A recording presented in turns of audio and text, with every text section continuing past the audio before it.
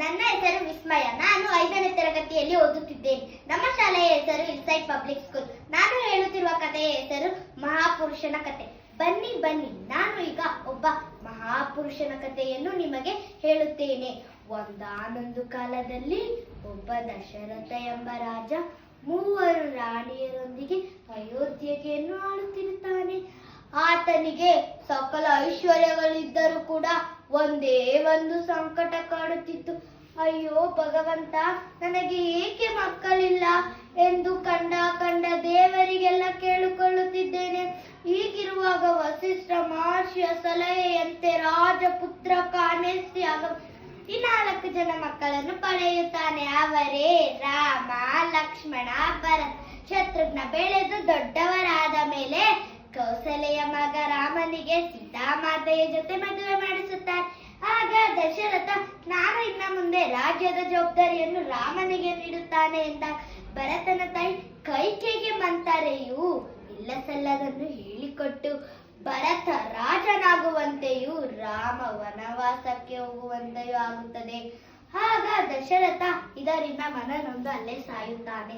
ಇತ್ತ ರಾಮನ ಜೊತೆ ಸೀತೆ ಹಾಗೂ ಲಕ್ಷ್ಮಣನು ಕಾಡಿಗೆ ಹೋಗುತ್ತಾರೆ.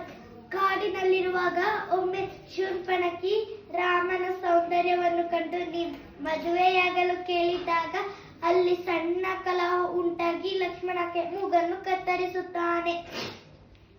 ರಾಮ ಲಕ್ಷ್ಮಣ ಹಿಂತಿರುಗಿದಾಗ ಸೀತೆಯು ಇರುವುದಿಲ್ಲ. ಸೀತೆಗೆ ಕಾವಲು ಆಗಿದ್ದ ಜಟಾಯು ನಡೆದಿದ್ದನ್ನೆಲ್ಲ ಹೇಳುತ್ತಾನೆ.